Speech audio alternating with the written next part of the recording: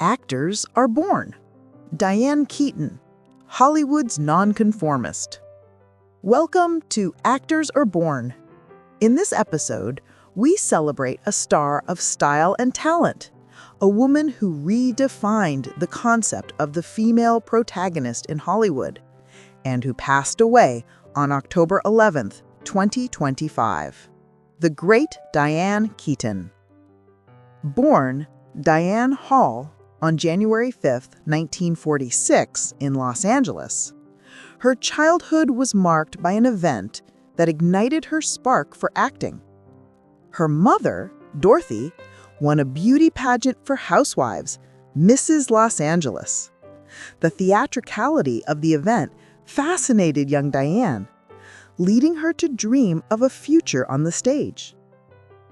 After her studies, she adopted her mother's maiden name, Keaton.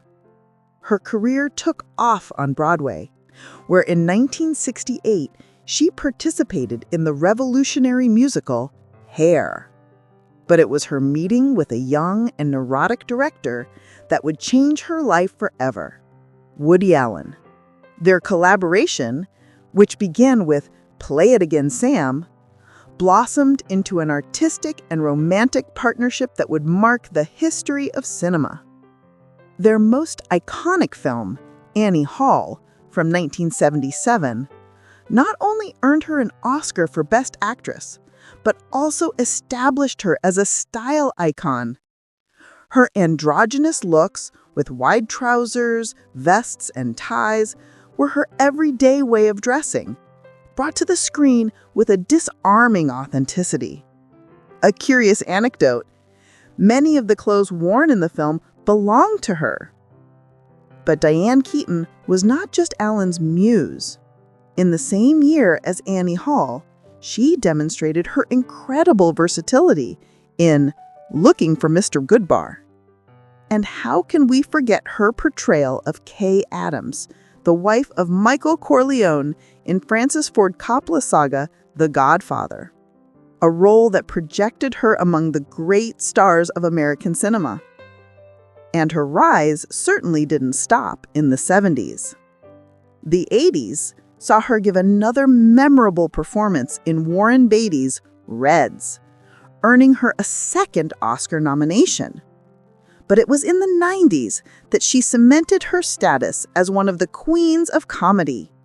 She became the beloved matriarch in Father of the Bride and an icon of female empowerment in the cult classic The First Wives Club.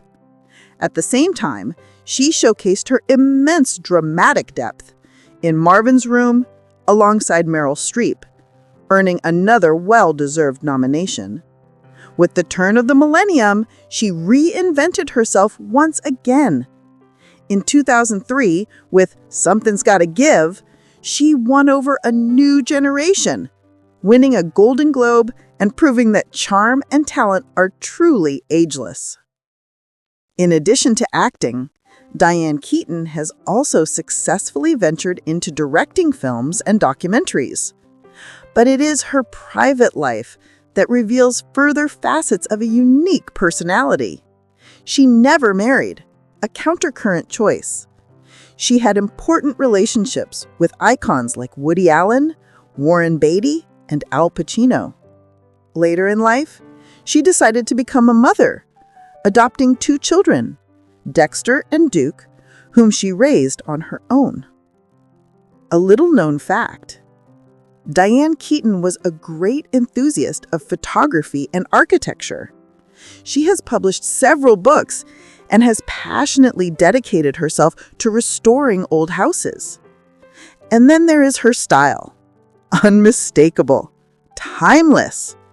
Wide-brimmed hats, glasses, gloves, an aesthetic that made her a fashion influencer ahead of her time, capable of setting trends at any age. She has always stated that she is against plastic surgery, preferring to proudly show the signs of time. Today, the world of cinema mourns not only a great actress, but a symbol of freedom, intelligence, and irony. Diane Keaton leaves us an immense legacy. the ability to traverse 5 decades of cinema while always remaining true to herself, without compromise. She taught us that one can be charming and successful without giving up one's uniqueness. With her passing, Hollywood loses one of its brightest and most original stars. But her nonconformist spirit will continue to live on. Thank you for listening to Actors Are Born. Follow us on our journey among the stars of cinema.